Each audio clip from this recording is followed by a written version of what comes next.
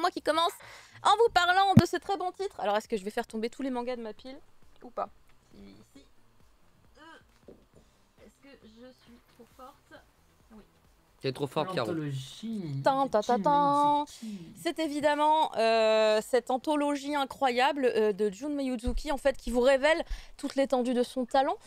Si vous ne la connaissiez pas déjà, enfin, sachez qu'elle brasse très très large, hein, puisque parmi les premiers titres qu'elle a pu faire et qu'on a eu en France, il y a quand même Gakuen Oji, qui était déjà un titre assez coquin, qui était déjà dans une espèce on va dire de tendance, ou en tout cas de vision par rapport aux relations hommes-femmes et la position de la femme dans la société, déjà à cette période-là qui était assez particulière, avec quand même une petite dose de coquinerie. Et bien ici, dans ce recueil qui reprend des histoires courtes, datées de 2007 à 2017, donc avec vraiment toutes sortes de styles graphiques, hein, on va passer par toute son évolution. Alors par contre, je crois qu'elles ne sont pas dans l'ordre, parce que de l'une à l'autre, tu te dis, tiens, c'était avant ou c'était après ça? Parce qu'il y a des dessins qui sont beaucoup plus aboutis, qui ressemblent vraiment à ce qu'elle fait maintenant, et après que tu continues et tu as l'impression de repartir un peu en arrière. Donc je pense qu'elles sont peut-être pas tout à fait dans l'ordre, mais en tout cas c'est extrêmement appréciable. Chaque histoire, je pense, pourrait être littéralement vous épater. Alors Librax qui nous dit c'est l'anthologie du cul. Écoutez, sachez que on va peut-être pas résumer ça comme ça, mais en tout cas, ce que j'apprécie énormément, très fort, c'est qu'en fait, il y ait cette vision finalement des problèmes que peuvent avoir les femmes, et vraiment de manière très sérieuse. En fait, c'est qu'il y a quand même un peu d'humour, c'est très englobé, mais dans chaque histoire, dans beaucoup des histoires en tout cas qu'on retrouvera dans ce recueil, des sujets sérieux. Des sujets, je me dis mais en quelle année elle a publié ça, parce que c'est avant-gardiste presque, hein, dans l'idée, ne serait-ce que dans la première histoire qui s'appelle Everyday, qui est très touchante, où on va avoir un gars d'une peut-être une trentaine d'années, on sait pas trop, c'est pas très précis, qui va tout simplement perdre son travail, il va boire au bar de son pote, et là il se retrouve nez à nez avec un canon de beauté, littéralement. C'est la blondasse que vous voyez au centre là, avec lui. Eh bien, ce canon de beauté, qui s'appelle Emily, est une personne transgenre. Et en fait, ça va déjà, première confrontation, car du coup, je ne m'attendais pas du tout à lire ça. Et très bonne surprise du coup, car en plus, c'est plutôt bien, comment dire, bien mis en scène, dans le sens où le gars, il arrive, il comprend pas du tout ce qui se passe, il essaye pas forcément de trop comprendre, mais c'est très réaliste. Il y a beaucoup de gens qui sont comme ça, qui vont pas se mettre à avoir de l'empathie avec la personne en face de soi, et malgré tout, ils vont tous les deux trouver une certaine harmonie, et peut-être qu'au bout d'un moment, justement, la question du genre par rapport à cette personne qui rentre dans sa vie va finalement être moins importante dans la tête de ce héros, et que peut-être finalement les sentiments peuvent quand même aller dans ce sens. Oh, c'est beau ça, c'est beau, Caro. Mais en tout cas, il y a une belle réflexion autour de rien que de ce petit chapitre qui est pas très long et qui est bien amené, mais qui est quand même dur. Enfin, si on se touche à la réalité de la situation, elle est assez tragique, hein, elle est vraiment très difficile. Et moi, je me suis sentie extrêmement empathique d'Emily, qui va prendre des décisions très radicales au cours de ces quelques instants. Et c'est très débridé au niveau du sexe, parce que en fait, on est vraiment dans des histoires pour adultes, c'est-à-dire deux adultes qui se rencontrent, ils se plaisent, ils se disent bah on y va, let's go, on va dans ta chambre, tu vois. Donc en fait, on se pose pas la question de oulala, il lui a tenu la main. Non, on n'est pas dans ce type de délire. Tu vois, on est tout de suite dans le vrai vif du sujet. Et ça fait plaisir à lire aussi, parce qu'en fait, c'est aussi une réalité, c'est un aspect des relations hommes-femmes dans ce type de contexte-là. Et c'est hyper appréciable, hyper cool à lire. Donc ça, c'était pour Everyday. On a aussi, alors celui-là, un de mes favoris, qui s'appelle Foi de veau aux ciboules. Le nom est bizarre, où en fait on va suivre une femme qui a priori a écrit un livre sur la force des femmes. Il faut que les femmes arrivent à s'imposer, et du coup elle dit plein de trucs, et elle dit ouais, vous devez donner un nom à votre sexe féminin de la même manière que les hommes font pareil. Et donc ça parle des attributs masculins qui eux sortent du corps, alors que chez les femmes c'est plutôt vers l'intérieur, etc. Donc il faut nous aussi, voilà, donner un petit peu, tu vois, de densité à notre sexe féminin. Bref, un discours que j'ai trouvé très rigolo. Et oui, alors pas de tabou sur la masturbation féminine non plus, parce que autant les mecs ont le droit de se masturber, ben pourquoi les femmes n'auraient-elles pas le droit? Totalement libérée là-dessus aussi, puisque notre héroïne va se poser beaucoup de questions par rapport à ça. Est-ce que laisser un homme lui donner du plaisir, par exemple, est-ce que ça veut dire que du coup, elle a perdu la bataille ou pas. Enfin, et vraiment tout plein de questions on pourrait en vrai se poser, ou qui peut-être inconsciemment tout simplement vont aussi venir nous... Ah, t'as éternué Inès, j'avais même pas vu, pardon. Je le lis sur le chat. Parce que j'ai coupé mon micro pour pas vous embêter. Et du coup, vraiment, il est très intéressant parce que du coup, on a une image de femme très forte, une espèce de leader vraiment pour toute la gente féminine.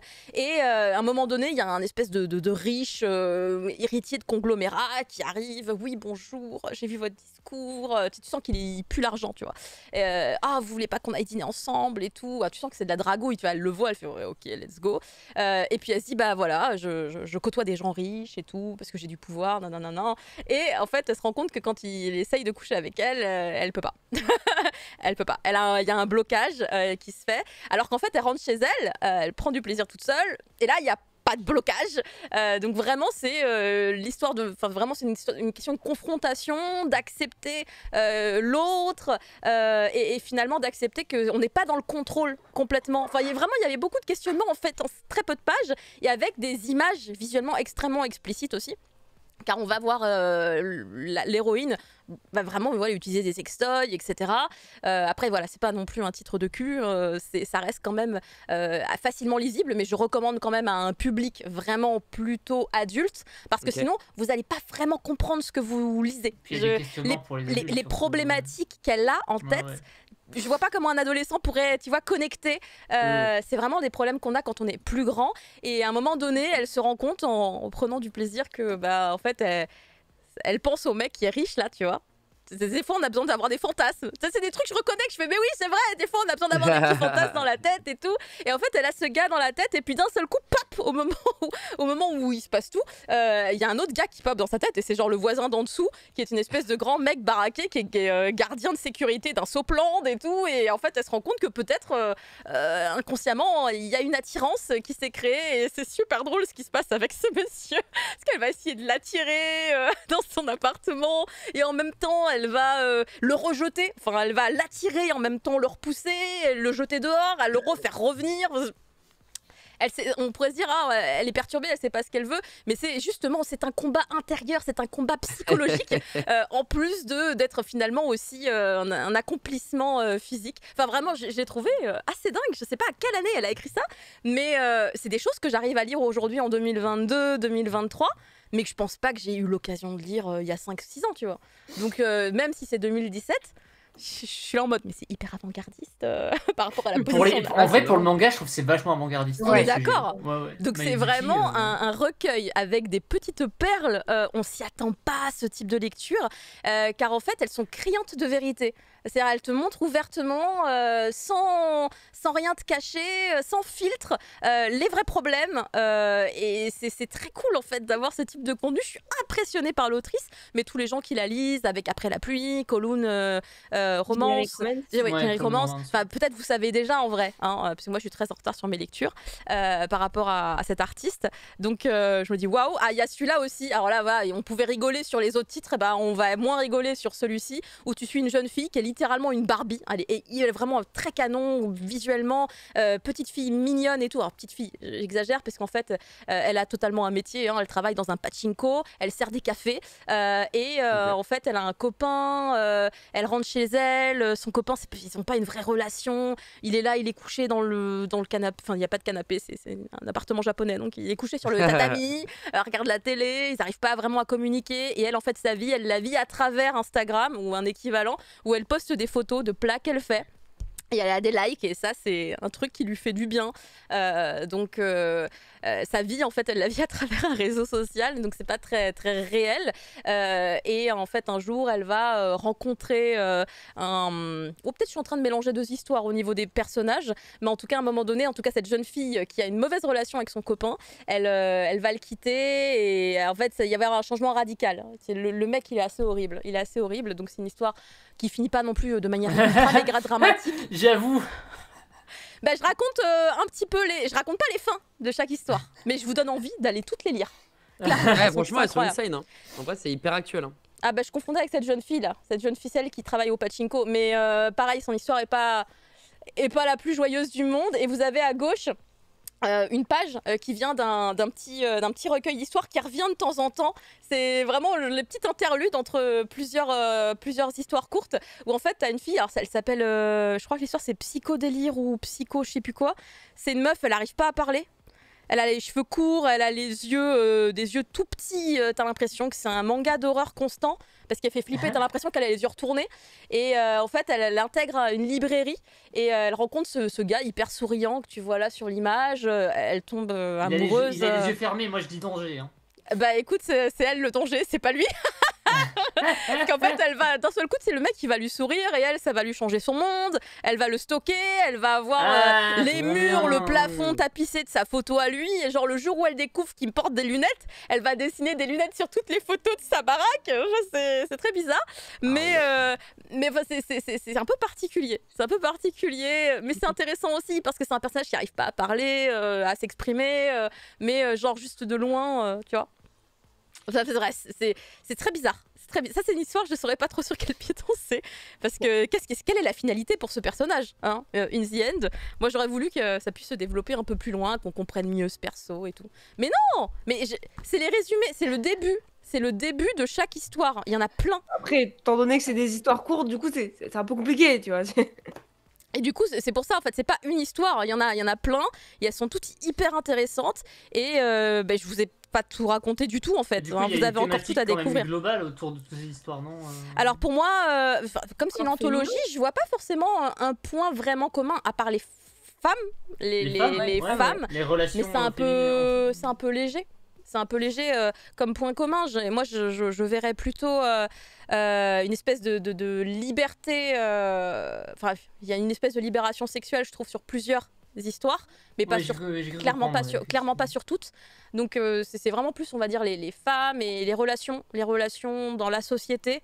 Pas toujours amoureuses du coup. Est-ce que dans chaque non.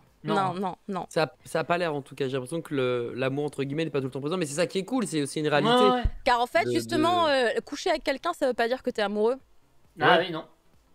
Et ça, c'est un des points aussi qui est un peu montré. Il y a un des personnages dans une des histoires qui va, on m'a parlé de ça, je crois. Qui va coucher avec des gens, mais en fait, elle n'est pas du tout amoureuse. Et du coup, juste se séparer de cette personne, c'est pas un problème, puisque de toute façon, elle n'était pas amoureuse.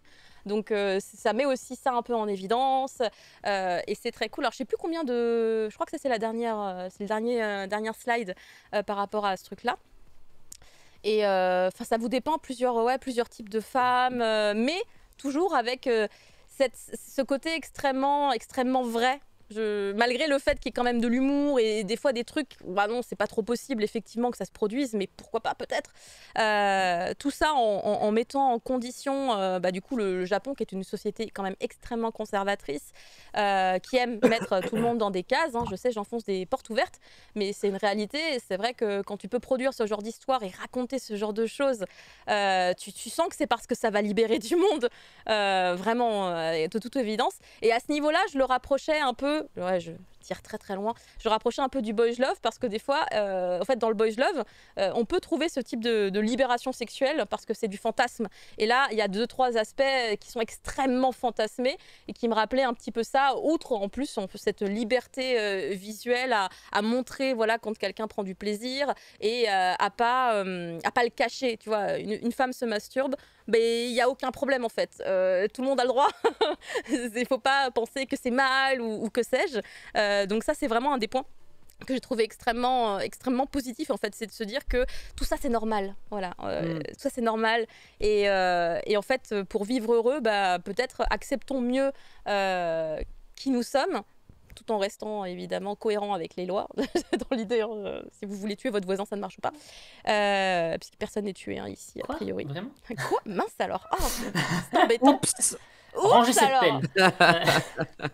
Et la dernière histoire, je me suis dit, j'en avais tellement lu que c'était peut-être pas grave si je n'arrivais pas à trouver le temps de lire la toute dernière. Elle fait que quelques pages à peine, elle s'appelle Goodbye Daisy. C'est peut-être la plus importante en fait quand j'y pense, puisque a priori c'était quand même le titre de cette anthologie avant que le titre ne change, c'était Sayonara Daisy. Du coup je fais, c'est peut-être la plus importante, mais je suis sûre que rien qu'avec les autres, en fait, ce one-shot vaut le coup. même sans la dernière histoire qui doit être peut-être la plus insane, hein, puisque du coup c'était un peu on va dire le truc d'origine, a priori. Mais là pour le coup on est sur le style le plus rétro. Je vous montre le style. Il est super rétro par rapport à toutes les autres histoires. Vous l'aviez aussi du coup tout à droite sur le dernier visuel. Peut-être que c'était la première histoire de 2007. Peut-être que c'était vraiment les prémices. Je sais pas. En fait, j'ai pas réussi à trouver sur internet les contextes de chacun des petits recueils. J'ai pas réussi à trouver de quel magazine il venait, parce qu'en fait, en vrai, le magazine joue énormément aussi sur la liberté éditoriale des histoires. Donc, je me disais, ça peut me donner un contexte éventuellement, mais j'ai pas trouvé. Goodbye Daisy égale Crémy n'a qu'à bien se tenir. Ah, donc ça aura... Oh putain, bah, c'est un truc sur le monde des idoles. C'est évident que ça aurait été mon histoire préférée en plus, hein, très certainement. Mais donc vraiment, c'est l'anthologie. Vous ne connaissez pas le travail de Jun Mayuzuki, mais c'est pas grave en fait. Vous n'avez pas besoin d'être un fan de l'artiste pour apprécier à sa juste valeur ce one-shot. Je remercie Kana. C'est une merveille de pouvoir avoir ce genre de titre. Il faudrait faire plus de bruit autour de ces différentes histoires, parce que pour moi, elles apportent beaucoup, alors qu'elles ont été faites il y a longtemps, et je reste encore actuellement extrêmement choquée. Voilà. Donc lisez la suite. Oui, après j'ai rapidement évoqué le reste, mais j'ai pas raconté la fin des histoires. Hein. Je vous ai fait les points de départ et pourquoi en fait cette histoire est triggerante. Triggerante, c'est bizarre. Triggerante. C'est triggering. Pourquoi ça trigger? Vraiment, allez-y, c'est une dinguerie. Ensuite, toi, tu vas nous parler, Inès, de Puella Magi Madoka Magica.